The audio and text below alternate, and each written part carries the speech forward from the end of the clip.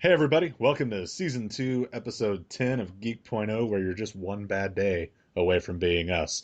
I'm Chris. And I'm Shawn Michael. Um, on today's show, we're going to talk about 3 tech topics, and then we're going to talk about a lot of DC. There's a lot of news going on with DC over the last 3 days. We're not going to talk about Rebirth. Um, we'll talk some more about that on another show. That's going to need its own show all in and of Yeah. itself just to talk about Rebirth. But I will say it is being pretty positively received. What we're going to talk about today, we're going to talk about some new Mini STX computers. We're going to talk about doctors treating phobias with virtual reality. We're going to talk about the GTX 1070. It's finally kind of made its way out into the wild. It's getting reviewed, it's getting benchmarked, and getting pretty positive feedback. But we'll talk about that a little bit more in depth. And then the second half of the show is going to be a DC extravaganza. We're going to be talking about Superman making a return to television. We're going to talk about Injustice 2, which flip-flop those two topics. Injustice before Superman. And then we're going to be talking about the movie of Batman, The Killing Joke a little bit and some special things that are going to be going on with it. Absolutely. So a lot of stuff to talk about on this episode, a lot of stuff to cover. So we'll just kind of get into get past some pleasantries real quick. Shawn, had a good time with you this last weekend at the amusement park. Uh, Absolutely. did you get a good night's sleep after climbing the hills of Silver Dollar City? Yes, indeed, I did. For those of you out there in podcast land who aren't from the Ozarks, Silver Dollar City is the hillbilly version of an amusement park. You know, it's banjos and people in old timey 1800s clothes and And leather crafts and leather blacksmiths crafts and and blacksmithing, and it's and honestly occasionally pretty a cool. ride. It's pretty cool. There's a few rides. There's funnel cake. That's really all I need. As long as I'm promised a plate of funnel cake for Silver Dollar City, I'm down and ready to go. And Uh, I'm similar. Pork rinds and a roller coaster. I'm good. Pork rinds and a roller coaster. There you go. And see, that kind of ties in with what we're going to talk about here in a little bit because I don't like heights. So maybe this VR phobia thing can help me out and I can start having pork rinds and a roller coaster. Uh, so, first thing we're going to talk about today, and this I have not had an opportunity to read up on this topic. So, Shawn, this is going to be all you, buddy. Mini STX. Yeah. A lot has been article popped up today on geek.0.com that Shawn wrote. Good article. Well, I'm assuming it's a good article. Haven't had a chance to read it, but usually the stuff Shawn posts is pretty strong. So Shawn, tell us, what is Mini STX? Why is it exciting? What is it going to provide for the end user that other computer platforms don't provide? Um, so up to now, the smallest computer that you could build has been Mini ITX, and mini ITX systems are cool. There's so many form factors you can build, but they are far more limited than your ATX and mini ATX systems. But mini STX is newer to the market. There's only a few companies that have built systems for it, and it's essentially the kind of platform you see in it's slightly larger than if you are familiar with the Intel NUC. So imagine computers, they're about the width of 2 decks of cards laying side by side. So it's an Intel 5 by 5, 5 inch by 5 inch board that allows you to build full systems. But the beauty of Mini STX is it allows for upgradable processors. So Really? the cool thing about it is instead of embedded solutions that you typically see in these smaller form factor systems, Mini STX is a full functioning build solution. So it allows you to put your own processor, RAM, everything else in, just like ITX, ATX, Mini ATX. And so the caveat to this has been up to this point that Asus and Gigabyte, who have had for, I want to say several months, 5 or 6 months, have had a Mini STX platform. You could only use them with one case. You buy the case and motherboard, and that's all you can do with it. And from the I don't know, the oddest of companies. ECS, they're kind of a mid-grade computer component manufacturer. And I'm not trying to knock ECS, but they're not known for making high-end hardware. But they have launched three different Mini STX cases that work with an ECS board. And I guess to cut to the meat of it, really what makes this exciting is this brings the capability in for end users and builders to build computers that are about the size of your palm, fully outstretched. And I'm not talking like, media centers or Amazon Fireboxes. I'm talking i5 6690. Wow. I mean, serious screaming. They are limited to 2 DIMM slots, and they do require SODIMM like a laptop does. But I mean, you can build a high-end system that fits in the palm of your hand that's incredibly powerful with these systems. So Now, there's a lot of when you say SODIMM, please explain that to.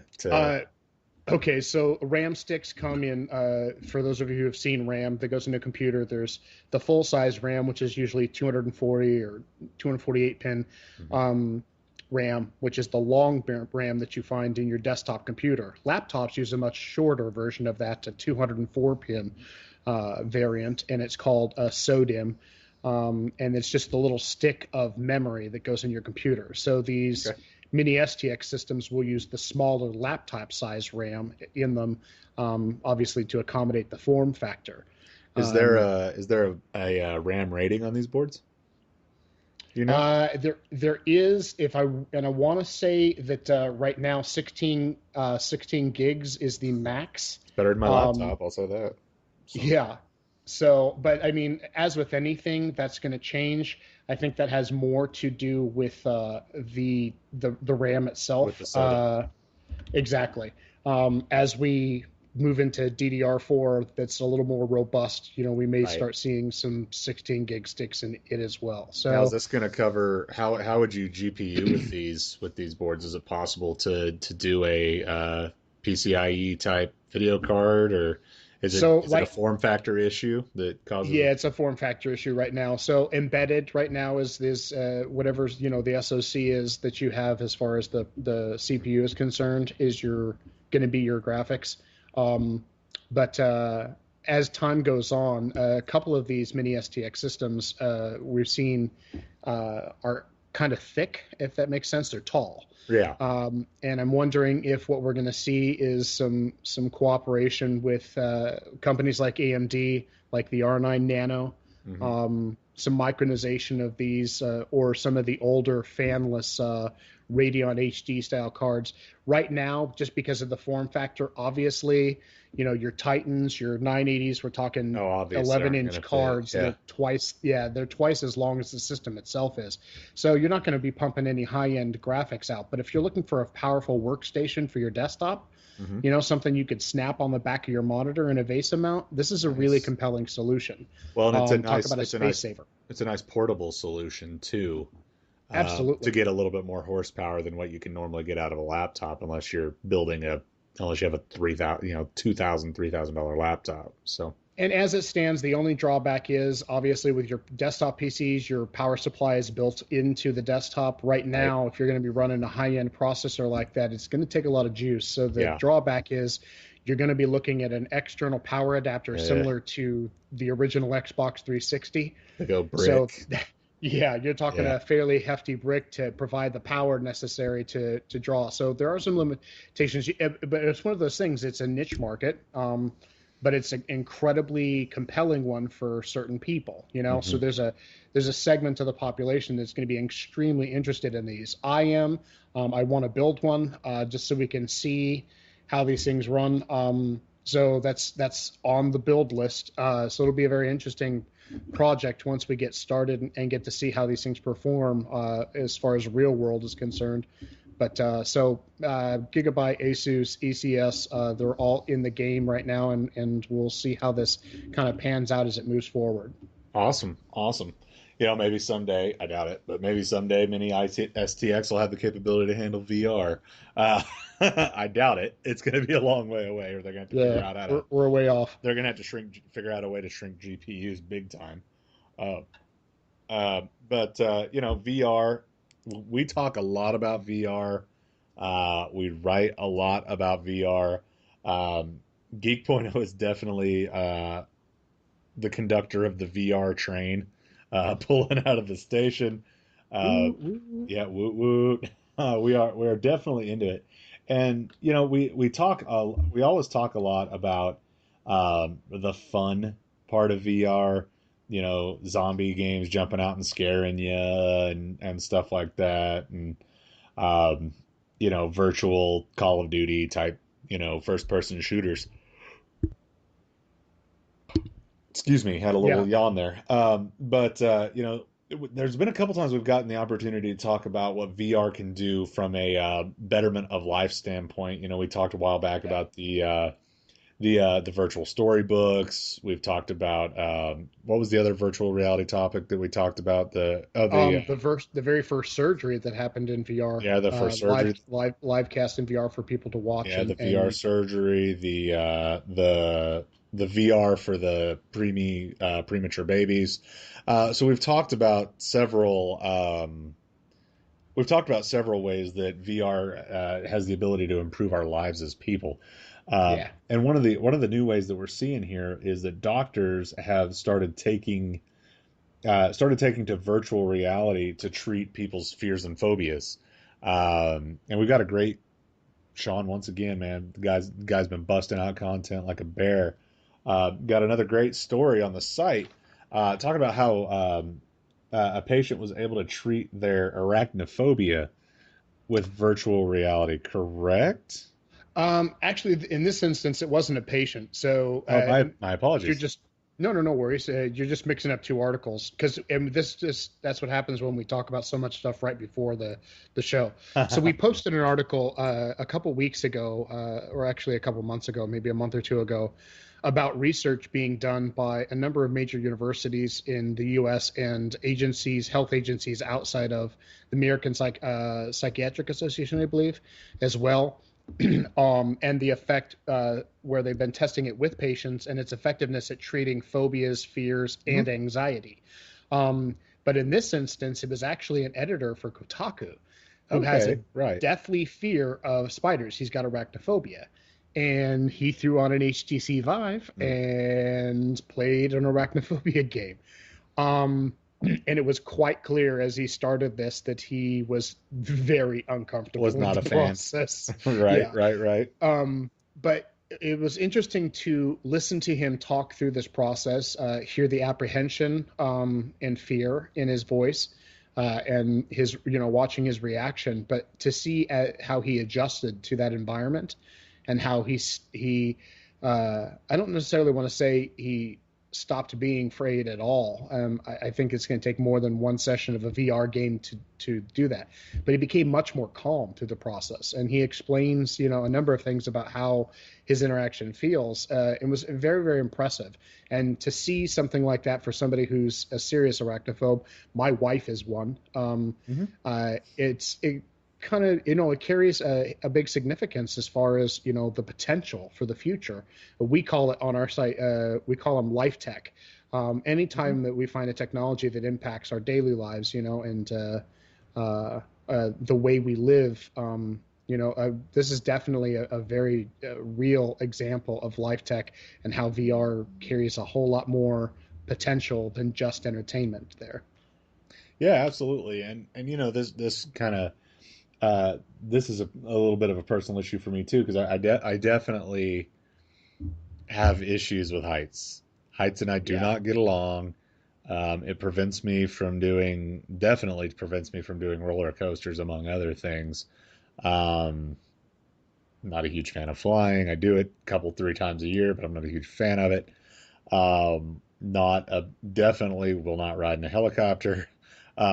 Things along those lines. So, if I could strap on an HTC Vive and work through those issues with heights. Because there's been times where I've put on your Gear VR and been in a couple games where I'm up in the air and been like, yeah, yeah, Not so and sure it about this. and it'll turn my stomach.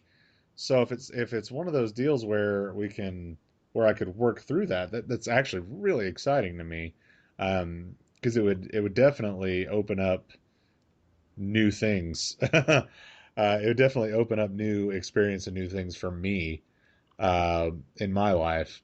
So it's actually really exciting to me as well. So I hope to see it keep growing. I hope to see it happen. I hope to see it I keep do being a thing. too. And I think it's an important point, and I won't take too long because we got a lot of stuff to cover. But Yeah. I think that touches to the core of what I do love about what we do. I've got friends and family members who see the posts we throw up on Facebook, and they see video game this, computer that, VR this, and while we do find them to be great sources of entertainment, I think what fascinates us as technologists, Hmm. I think the core of all of this, and these are examples where we finally get to let that light shine, is I am completely, I know you are as well, Chris.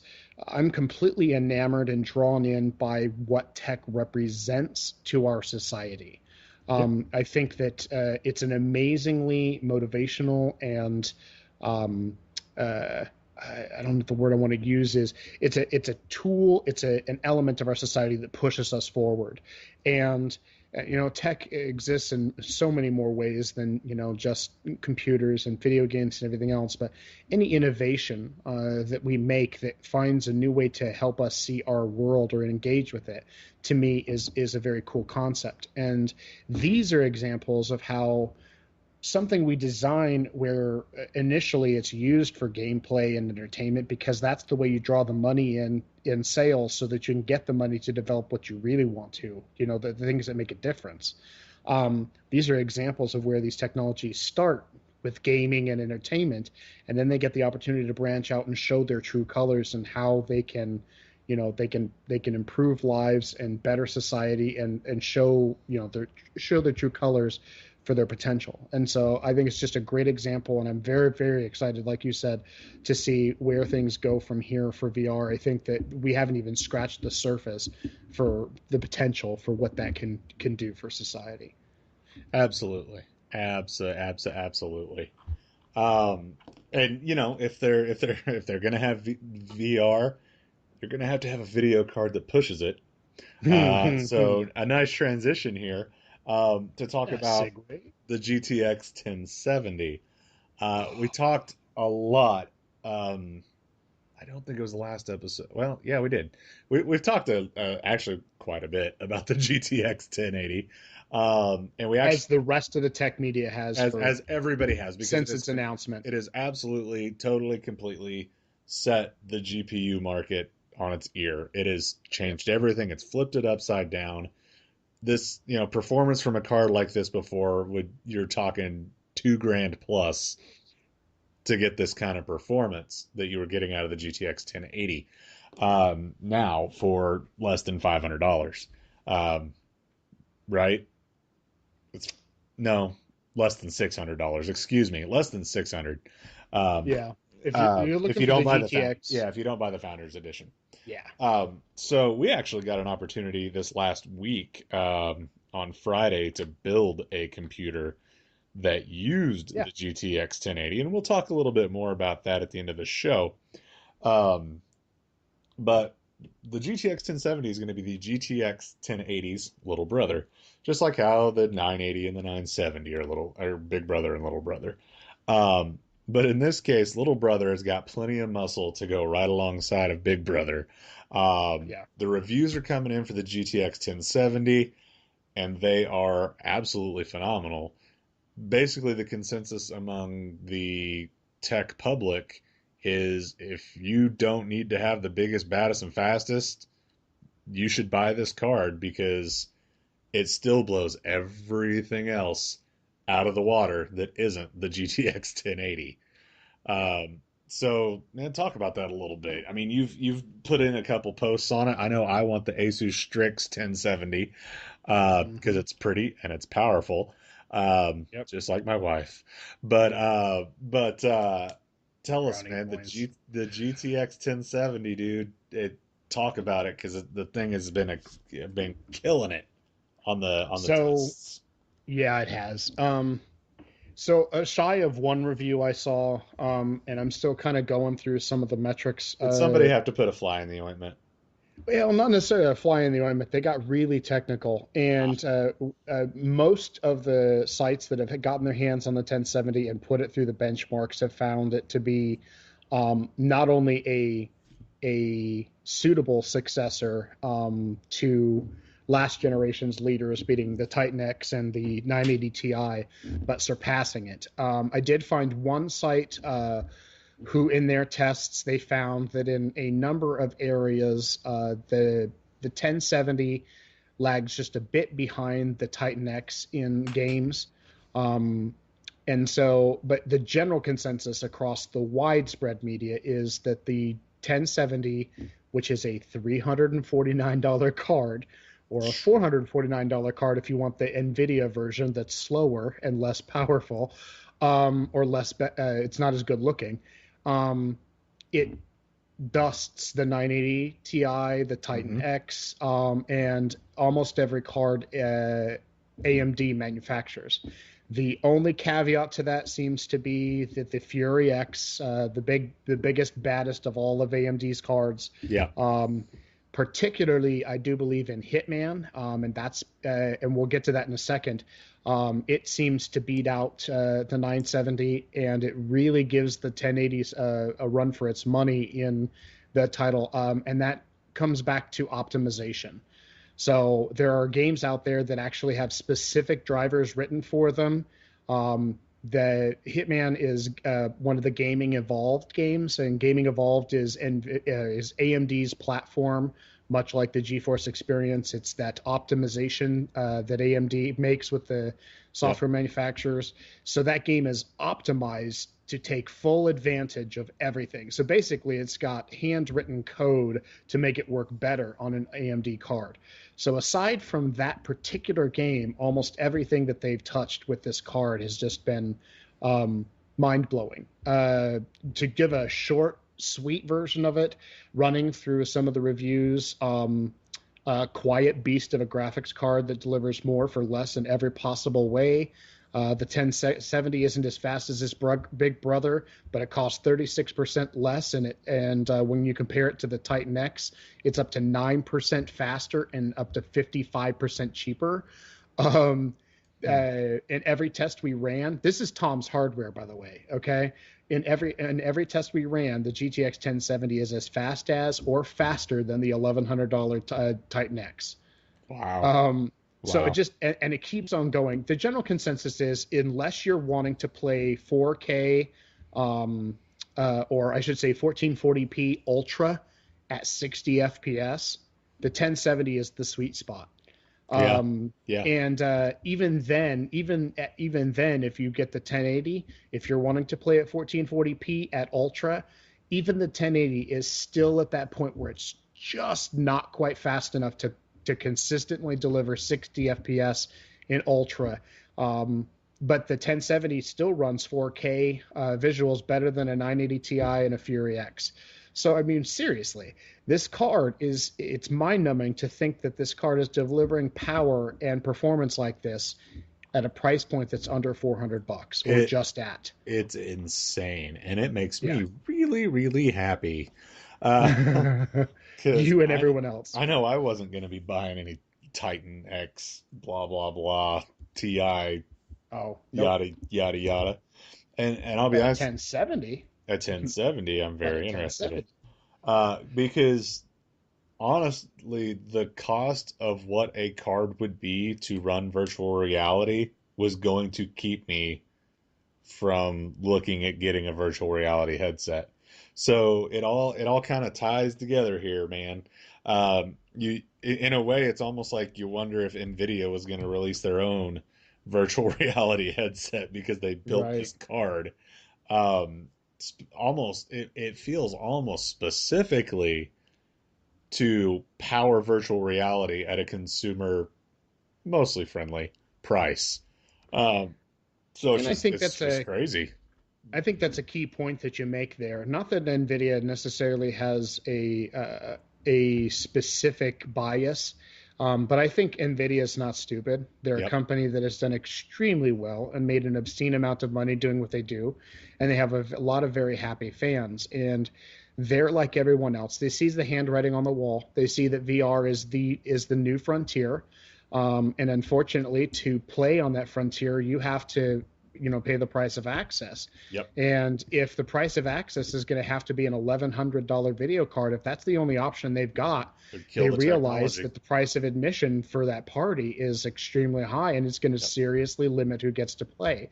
Yep. So this was a perfect move for them. The pricing on these two cards, for those who must have the biggest and baddest, who want to pay $700 for a video card, Yep. you can still get the killer, 1080 that still knocks the socks off of its $1,200 big brother. Mhm. And for those who just can't bring it within themselves to pony up $700 for a video card That's when me. you could buy a computer for that, then the 349 1070 that's just a tiny bit slower and still can kill VR is the perfect sweet spot. So Nvidia is not stupid. They played their game well, and they've really set the bar high for AMD.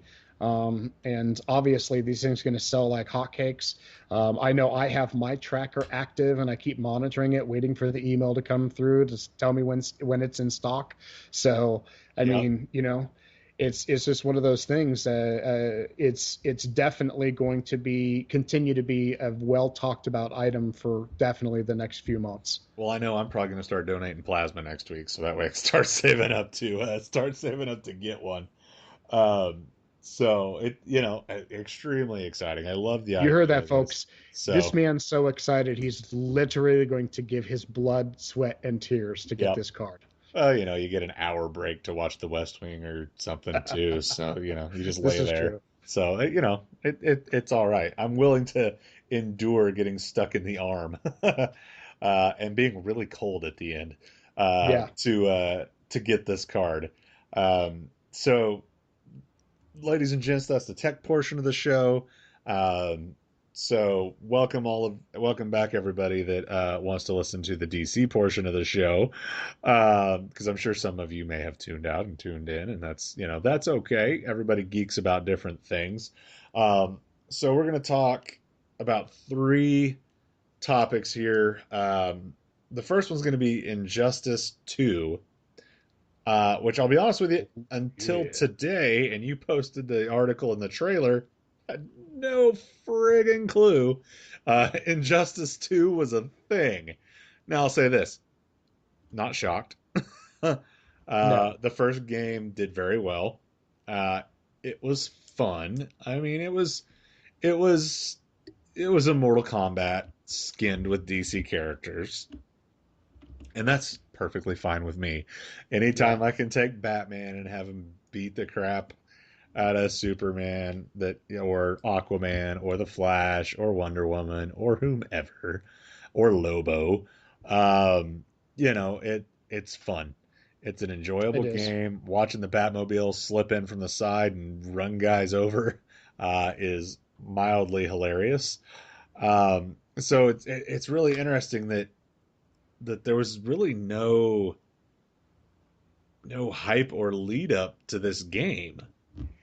You know There what I was mean? There's a well, tiny little bit of rumbling in the background that it could happen, yeah. but nothing. Injustice was a sleeper hit.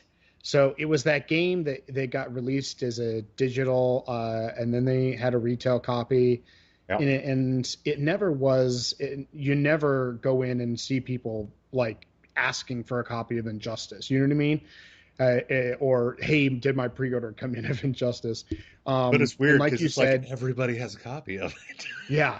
Well, you know what it is? It's the Nintendo Wii of video games. Yeah, Everyone's got one, but it's not their primary game. You yeah, have one, it sits down there, and occasionally you play it. yeah. Um, A and friend that's comes what over, and you Injustice want to get became. friend comes over, and Yeah, you want to get mad at each other, so you play exactly. a That's what fighting I was just game. gonna say. A friend comes over and you want to play a fighting game, and you're burnt out on Street Fighter, and you hate the mechanics of Mortal Kombat. Well, here you go. Now you've got superheroes, and it's a decent looking game. The Yes, it play is. mechanics are not as engaging. I didn't find them as engaging as Street Fighter, being a Street Fighter lover. But I mean, it like you said, it felt like a superhero skin, slightly less pretty Mortal Kombat. Yeah. But the fact of the matter is like Little Shop of Horrors and every other thing that sits underneath the surface with this massive fan following, Hmm. it sold. Yeah, it did. And so there were rumblings. We started several weeks ago. We posted a couple things where there was talk that potentially there could be work on it, and then um, I happened to get a phone call and a text message from a friend who happens to have a little inside curve, and I won't out that person, but they sent me a picture of a poster a few days ago for the game that they received. And so I was like, it is indeed real. And then, of course, as I go to post that that day, the internet went nuts from a bunch of GameStop employees from around the country who had took pictures in their store of posters that came into their store that were supposed to be reserved for pre-orders of Injustice 2 when they opened the SKU. So at that point, the word was out, and all that was left was for today when the official trailer dropped. It So, never and I have to fails. say, it never fails. And I have to say, I never would have gone out and just bought Injustice. Okay. I No, got Injustice because it was on sale on PlayStation Plus one that's day, exactly and when I got it. I paid $5.99 for it. I was Yep. ecstatic. And I tell you what, after watching this trailer, I will buy Injustice 2 because I want to play it now. It's very interesting too because it looks so different than the original Injustice. It's very interesting to see because it's when you watch the trailer, it almost has this feel to it that as you fight and how you fight will lead what it looks like it's going to lead to loot Yeah. drops and microtransactions and things along those lines to change your super suit and Yeah. increase your abilities and The things along gear those lines. system. Yeah, it's very interesting to Yeah. see that. The trailer is deceiving. It's the perfect kind of trailer for a game company to release. The trailer doesn't give you any gameplay. The I don't. trailer is entirely CGI. It's incredibly dramatic and dark, um, and it's basically just almost a melee battle of superheroes. I got next basically, Yep. and so as they battle, one tags out, another comes in. But you're right. I can't quite put my finger on what they're trying to show. Yeah. I can't tell if it's as your character takes more and more damage, their costume or outfit beefs up more, As so that you can armor. become more hardcore, or if they're showing that there's a progression system where you can actually purchase through microtransactions, which I would not be shocked. My guess is Um, it's that one. that you can get upgrades to your outfits and suits to gain additional powers and abilities. So yeah, you're right. There tends to be this morphic quality to the characters in the video where they change as the battles progress. They get more aggressive, more mean looking, and definitely more effective and Yeah. violent. So Yeah, and it seems like you were saying before, it seems like every time they take a good solid wallop is when their costume upgrades. So it's yeah, interesting to see um, I want to see how that what translates it's going in to in be. actual gameplay, not in CG. And I'll say So I that want to see what they're. I really hope that it's a loot drop system and not a microtransaction system because it would really suck on a fighting game of all the games. It'd really suck that people could just buy their way into being better. You know what I mean? And I can take a ton of damage because I spent $29.95 on Well, the Super Batman suit. I said the So same thing until Assassin's Creed Unity broke my heart. yeah, well, So, and I was like, wait a second, you mean people can buy half the stuff that you have to earn in the game right at the get-go if they're willing to spend money on microtransactions? yeah, Um, it seems that publishers are in a point now where they are looking for any opportunity to maximize profits and generate additional residuals after the sale of the game. Um, and I if everybody would just quit doing the microtransactions, that's what's so frustrating about it. If gamers could just band together and knock it yes, off, they'd quit doing it and they'd some of start them putting the whole game into the game. Some but of them make sense. I Alternate costumes for yeah, characters in certain yeah, fighting games. I'll call it extraneous yeah. If you want to spend 99 cents on a different type of aesthetic stuff. yeah, 99 cents on a digicam for Yes. your Call of Duty soldier, fine. Yeah. But you shouldn't be able to spend 19.95 $12.99 back. for a character pack or Yeah. $5.99 for a skills pack or you know what I mean? It's when it becomes Power skills and ups. weaponry and power ups that it begins to bother me. You Yeah. know what I mean? Because It takes the integrity out of the game. yeah, you're not earning it. You're not earning Nope. it. So that's Injustice 2. It looks awesome. Hopefully it'll be awesome. Hopefully it won't be Yes. transactions. Hopefully it'll be killer loot drops. Um, it'd be surprising if it was the second one, but hopefully that's what it is. Um, But before we get off that topic, for yeah, those of you who aren't going to watch the trailer, because we know there's always that portion of people who are like, "Oh, that's cool, that sounds cool," but I'm not going to take the time to go look at it. Uh, so far, what we've got confirmed, the trailer shows Batman, Superman, Flash, Aquaman, Supergirl. yep. But villains that have been confirmed for the game include Red Lantern, Atrocious, Grodd. Ooh, So Killer you're God, going to that'd have be fun to play with.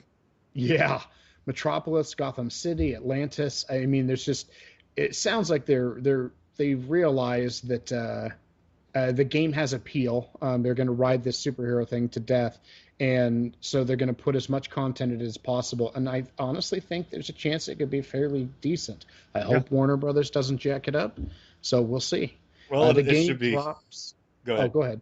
It should be plenty dark for Warner Brothers tastes from the look of the Yes, trailer. yes. I'm sure that Zack Snyder will be give the seal of approval. Um, Womp. the game will be officially released on PS3 and Xbox 360. I just saw this today, and I was like, or excuse April me, 6th. No, that's when the what the? original was released. Yeah. Yeah. Let me I was gonna look say, up here. bro, I don't think it's been announced when this game is gonna be released. Oh, that's right. Okay, so I'm looking at two different things. Yeah, I was looking where the original dropped. So we'll see. Keep your eyes out for it. We will keep you updated and with all It'll probably news. be sometime around November, and I'm sure Injustice. they'll have an actual announcement next week at E3. Yeah, because So nobody launches games during the summer anyway. So yep, you'll not good ones anyway. nope. They all launch like from the third week of October through Thanksgiving. That's when every freaking Yep. game in the world launches, and it's really Right after great. school starts. Right after school starts, right before the holidays. Oh, it's so you can buy it for your kids for Christmas. So anyway, um, moving on from that, talking about riding the superhero train to the finish line. DC increasing its foothold on television. They're struggling a little bit in the movies. We'll see how Suicide Squad does. Hopefully, it kind of gets them going back the right direction. But on TV, DC's killing it, son. There's a little bit of poo-pooing for Gotham, and I'll be honest with you, I liked the first season of Gotham, and I was enjoying the second season of Gotham, but there's also 12 episodes of it on my DVR, so obviously I wasn't enjoying it that much. Otherwise, I'd be all caught up on it. Yeah. But as we posted on the site a few weeks ago, Supergirl, while a mild success on CBS, was a pretty expensive show to produce. So the mild success for CBS, if it carries the same audience, they canceled the show on CBS, but then moved the show over to the CW, which makes absolute perfect sense. That's where the Flash is. That's where Arrow is. That's where Legends of Tomorrow is. It's where all the other Greg Berlanti shows are. So it makes perfect sense that they moved Supergirl over to the CW. So now you have Monday Supergirl, Tuesday Flash, Wednesday Arrow, Thursday Legends of Tomorrow. Now they need something for Friday. Here's a crazy idea. How about you bring back Constantine? That'd be pretty cool. Oh yes. So there's your 5 nights of superhero. So it's becoming the DCW, but on rim shot. But awesome news came down yesterday that Superman will be on the first two episodes of season 2 of Supergirl. And Ah. not the halo silhouette Jesus pose of the hand reaching down to get her out of the pod that was lost for 24 years. Not the red and blue blurs zipping across the sky that they've had in the background a couple, three times. Not Clark Kent sending an email saying, I'm proud of you, Kara. So Superman will Actually, actually make an appearance. Superman will actually be on Supergirl for the first two episodes. And the internet's losing its mind, and fans are especially losing their mind over who they want cast. I bet. There are currently 4 petitions on change.org from 4 different countries.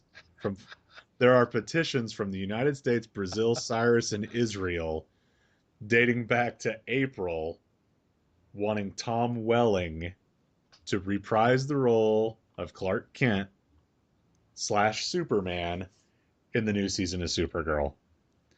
For those of you that don't know who Tom Welling is, poo-poo to you. You're a bad geek. Even if you didn't like the show, you should know who the guy is. Tom Welling played Clark Kent for 10 friggin' years on Smallville.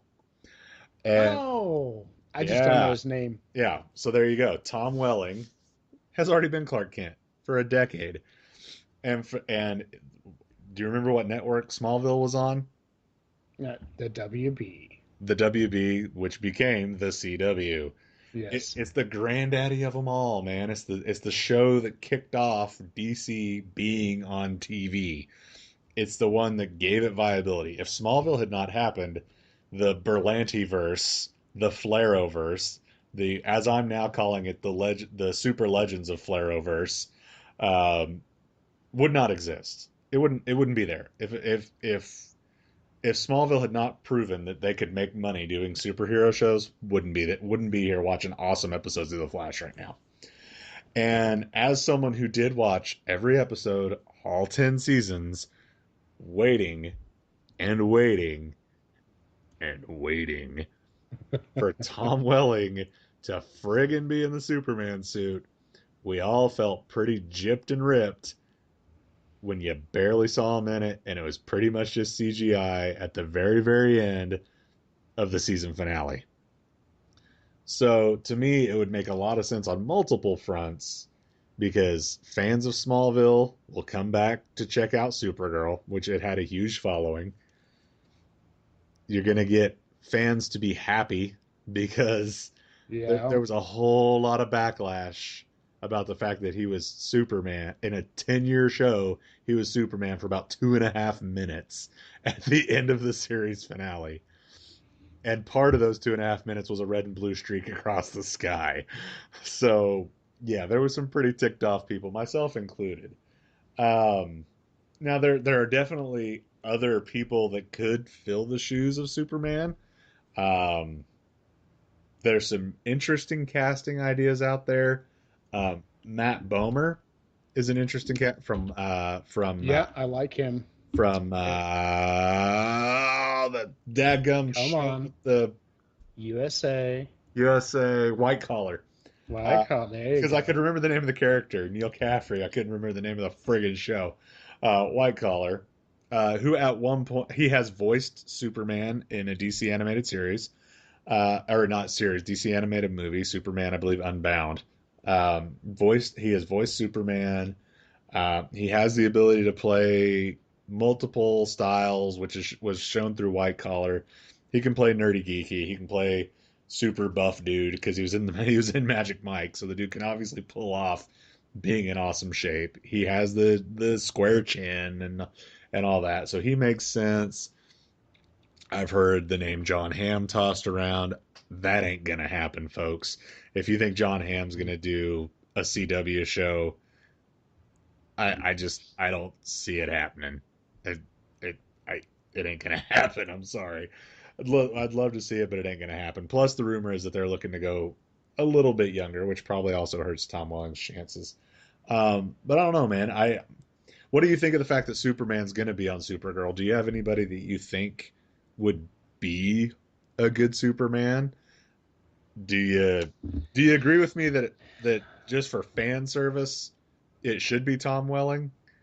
Yeah, I think it would be good. If he's I even think it would interested be in doing fair it to him. again. I Yeah. was going to say, if he's up to it, I think it would be right. It's the spirit of the character, if that makes sense, in the Yeah. television verse. And it's the spirit of the Um, show. Dean Cain is in it, who's already played yeah, Superman. Helen Slater's in it, who already played Supergirl. Laura Vandervoot's in it, who also played Supergirl. I think next season the what's her face, Linda Carter, who was Wonder Woman's going to be in the show as the mayor, or she was already oh in it wow, this last season. I don't know. They love to go old school and go old pullback.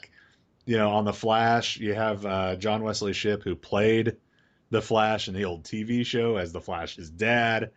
I mean, it makes perfect sense for it to yeah, not happen. And I know I cut you off, and I apologize, but no, you're right. no, It fits the spirit of the character. And if go ahead, elaborate on what you were saying before I oh so rudely cut you off. no, you're fine. I was just going to say that I think Welling would be the best cast character, if that makes sense, or I should say, best cast person for the role. I think just because it keeps the continuity and the spirit of the character going. Yep. He is 40 though, so and Yeah. obviously they're looking to skew to a younger cast. The network itself skews to a younger cast. Oh yeah. So I mean, I don't know. I think their target demographic seems to be someplace between 13 and 21. So the show is young, good-looking people, and I'm not saying Tom Willard's not a good-looking dude, but Yeah, but he's he 40. skews older. He skews older than those. Matt Bomer. I don't He's remember. 38, dude. He's not very young, but he pulls it off well. Yeah, he's a young looking Matt Bomer can. 38. He Yeah, I was gonna obviously say Matt Bomer can moisturizes. pull off 25 very easy.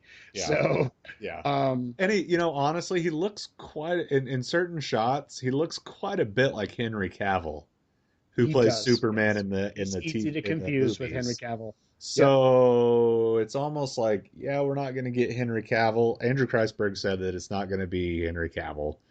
Um, and it makes sense that they wouldn't, because then people would be like, why did you have two Flashes? Why do you have a TV Flash and a movie Flash if you have one Superman? Uh, Exactly. but if you're not going to Exactly. get Henry Cavill, the guy that looks a lot like Henry Cavill, eh, makes I sense. got a question for you. Yeah. What about Ian Harding? Now I got to Google Harding. Tell me, give me some stuff that he's been in. Pretty Little Liars is all I can think of. But he's got the look, and I could see that. I'm looking at him here. He's kind of got that Brandon Routhie yeah, huh? kind of look to him. He's got the chin and Yeah. the mouth. The eyes work. I think he's the right age group, Yeah, he's or at least 29. can pull it off. You Yeah. know. Kind of short. Um, Not that you can't fix that with camera tricks, but I was just gonna 5'11" is a little say, short for Superman. yeah. I think I think he can pull the look off fairly well. Right. Um, if they don't decide to go with Tom Welling, is what I guess what I'm saying. Yeah. I Um, mean, it it's an interesting situation because you hear I think it's Joe Manganiello from Magic Mike, the big he's usually tan, kind of Greek looking. Um, he's constantly brought up as Superman. Um, man, I'm just trying to think of anybody who? nowadays that could do it. I'm sure they're going to skew young and skew unknown, and Yeah, I mean Tyler Hoechlin from Teen Wolf. yeah, As I could see fitting that role.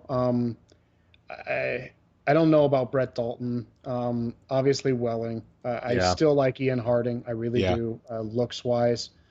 Um, and then there's that Chris Wood from Vampire Diaries. yeah. What about Properly shaped. like a Zachary Levi, like a Chuck, the guy from Chuck? Oh, dude, you know what? I can't picture him not looking like a nerd. Right. Um, Because so hold on. he's kind of got the chin and uh, he would be an interesting Hmm. choice. Yeah, he's got soft eyes. I don't Yeah. know. Uh, You never know if he he put doesn't on have some that bulk. steely blue eyes, but I see what you're saying. Yeah. Um, I see it. No, I'm seeing a few pictures of him that I think might even play well. And I So know he's a huge comic fan too. So it'd be yeah, kind of he's a cool to huge see. Thundercats fan. It'd be Get kind rid of of cool to those see. sideburns though. Yeah, you're not going to be able to have the 5 o'clock shadow, obviously, but Right. I see him as being Yeah, I capable. could see that. I don't Yeah, know. as a possibility. It just kind of fit. He fits the like pretty guy type uh, for uh, for the CW. Anyway, we're getting completely just off the rails here, talking about pretty brunette men. Uh, People are gonna be like, "What who in we the want to world see in happened?" spandex.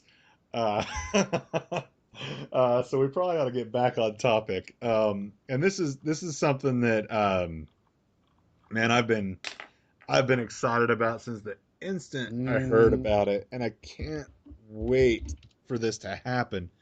yeah. And even though this is an E3 thing, sort of, but it's gonna go from there.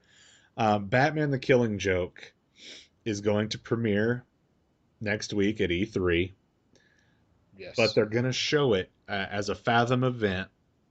Batman: The Killing Joke, one night only, July 25th. Tickets will be available next Friday on the 17th.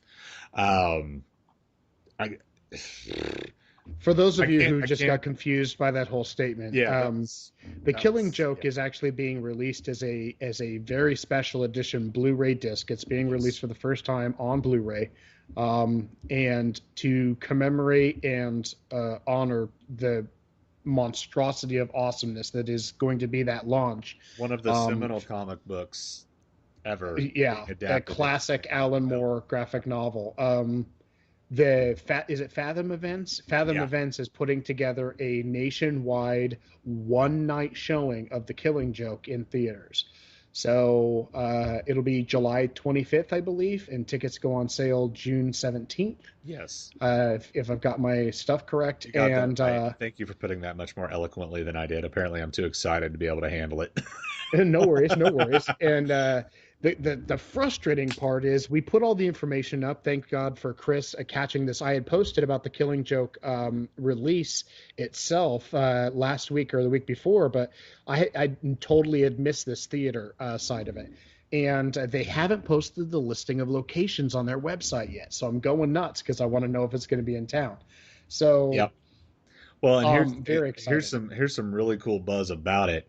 Um, the it's such a big deal that the animated is coming out that Batman: The Killing Joke, 28 years after it came out, went back on the bestsellers list of comic books this last week. So I mean, this is a big deal. It's the first R-rated DC animated movie, and I promise you that it's R-rated for a reason. Yes. It Yep. is dark, and it's incredibly exciting that they're finally making this. It's incredibly exciting that Kevin Conroy and Mark Hamill are returning to voice Batman and the Joker. They have been voicing Batman and the Joker since 1992, since Batman the Animated Series. If they had gone another route with voice casting, I really think there would have been a fan revolt. I really, truly, honestly think that there would have been pitchforks and flaming torches at Warner Brothers and DC Animation. It would have gone past internet petitions. Because everybody has always said you Yeah. can't do the Killing Joke unless it's Kevin Conroy and Mark Hamill. Um, so incredibly excited about the fact that the Killing Joke is coming. Cannot wait. And also cannot wait for E3 next week, where they're planning on premiering the whole movie. They are premiering the movie at E3 next week. maybe someday we'll be big enough to actually get to go to stuff like that. But next week they're going to be premiering it at E3. As with E3, we are going to be giving massive amount of coverage next week. I'm actually taking a week of vacation. I know Sean is going to be very, very involved. Our plan right now is to record a pre-show Monday morning with the third person involved with Geek.0. She's put up a few articles for us. Her name is Regent. And Regent Best. yep, yep. Regent Best. We're planning on having her on the show with us, so it's going to be the first ever three-person Yep. Geek.0 to kind of give a rundown of what we're looking for coming into E3, what we think we're going to see, stuff we're excited about, stuff we hope we see, stuff we're worried we might not see, things along those lines. So the weekend is going to be spent putting together a list, and I'm sure we're all probably pretty excited about two or three of the same things. But I'm also sure that we're each going to have our own little thing to toss out there. Uh, I will just put this out there right now so that you guys can be prepared. I feel like it warrants you guys being forewarned. Um, no one is more excited about E3 this year than I am amongst our staff. So I am between PlayStation Neo, Xbox Scorpio, Legend of Zelda, there's Nintendo's so much. Yeah. Are they finally going to announce non-announcement. the Yeah, NX? non-announcement slash confirmation, Yeah. and just the entire slew of new tech to be unveiled at the PSVR. I mean, this E3 is going to be one of the biggest ever. I haven't been to Yep. an E3 since '97. I went, no, excuse me, '99. So I went '96, '97, '98, '99. I haven't been to an E3 on the floor since then, and it's killing me that this is going to be such an amazing one, such a big one, and Someday. that we can't go. But that's okay. Someday we One of will. these years we will be there. But we are going to cover the crap out of it. I will let Yep. every you guys know. We will have the dedicated page for E3 up by Monday morning. It'll be geek.0 /E3.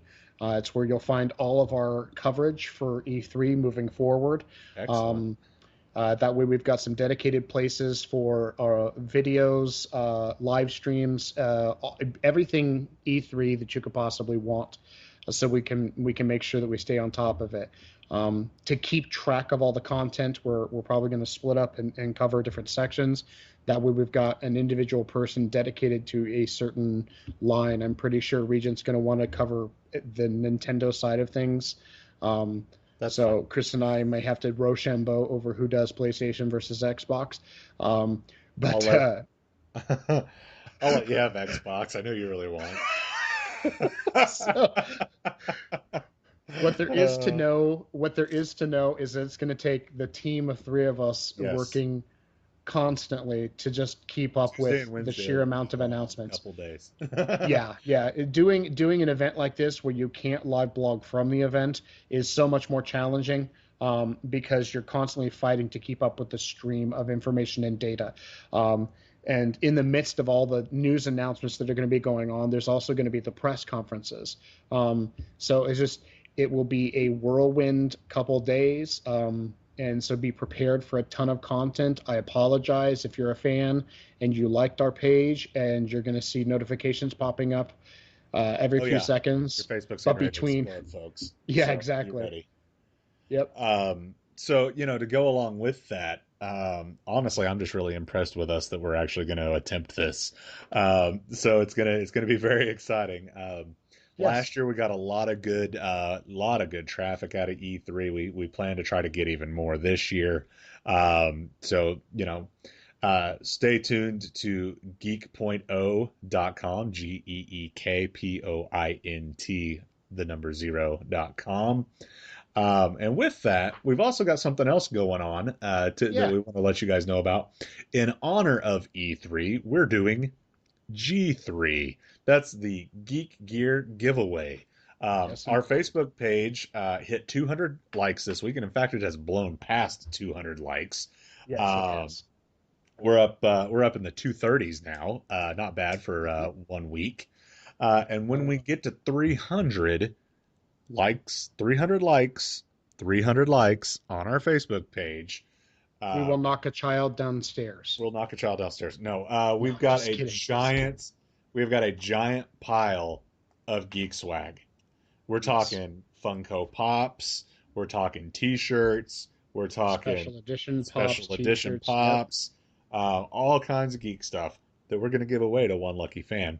We have a post on our page that talks about the Geek Gear giveaway. Like our page, share the post. That's all you Share that got. original post. Share Yep. the original post. That's all you got to do to get entered to win a pile of geek stuff. If I were to, I mean, if you were to venture a guess at how much we're talking about here, what would you guess the value of all this stuff is? Um, Actually, probably about $170. Yeah, yeah, Yep. absolutely, absolutely. And in fact, we're starting to get some people that are sharing. So you want to get in on this. You want to like our page. You want to get a sweet Daredevil T-shirt, sweet Deadpool shirt, Breaking Bad Funko Pop. We got a lot of neat stuff in this Yeah. pile of stuff. And Uh, we try to cover the gamut of our geekdom. So yes, we've got absolutely. Alien stuff in there, Dragon Ball Z, Yep. Borderlands 2, Daredevil, Deadpool, Star Wars, Star Trek, Ant-Man, um, uh, Breaking Bad, Saw, Arrested Pokemon. Development, Marvel, Harry Potter, Yep. Pokemon, Yep. Street Fighter. All So kinds of stuff. All kinds of yeah, stuff. Mega Man. Yeah, dude. It's in there, dude. It's in there. boom. And we're gonna draw a person's name at random, but once again, you have to like the page and share the original post. And I made it easy for you guys. It's pinned right at the top of the page. You don't even have Yep. to scroll anything to get to it. Facebook.com/geek.0, GeekPoint, and then the numeral 0 will get you there. You can also find us. You can find us on Twitter at Geek.0, on Instagram at Geek.0. You can subscribe to us on iTunes and Stitcher or Podcast Addict, Automatic. Podomatic, Oh yeah, Podcast Addict, podcast as addict. Yeah. wherever you friggin' get your podcast from, you can get us. You can subscribe to the RSS feed on our website. So check us out. There's multiple ways to get in touch with what we're doing. If you have an idea for a story that you want to hear us talk about or that you'd like to see us write about, hit us up on the contact page. I've got a buddy of mine that shoots me a couple stories every once in a while and says, "Hey man, this would look pretty good on your website." And you know what I do? I put it on the website. Or I text Sean while I'm driving down the road, even though that's against the law, and say, "Hey, I'm driving. Can you post this for me, please?" And he gets the job done. Um, so getting ready to sign off, but one other thing, I talked earlier that we had built a computer for a new friend of ours using the GTX 1080. That'd be Andrew Ormsby of Flick Freaks. That's right. Yeah, Flick Freaks on YouTube. And check out his channel. Check out Flick Freaks on YouTube. He's got a couple Yeah. videos now. One Fun especially. stuff. He's got a gloriously awesome handlebar mustache. Funny dude. Check out his page. We're planning on shooting some videos here with him coming up real soon. Hopefully being on the Flick Freaks podcast and a couple of things along those lines. Yeah. So we just keep making friends out here in podcast land, which is pretty sweet. So time for us to get out of here. Episode's running pretty long this time. But by golly, we had a lot of stuff to talk about. Once again, remember Monday afternoon, we should have our E3 pre-show edited, ready to go, posted, and up for you guys to hear. I'm very, very, very excited about E3. So hit us up at geek.0.com on Facebook, Twitter, and Instagram, all at Geek.0. For Geek.0, I'm Chris. And I'm Shawn Michael. Have a great week, geeks.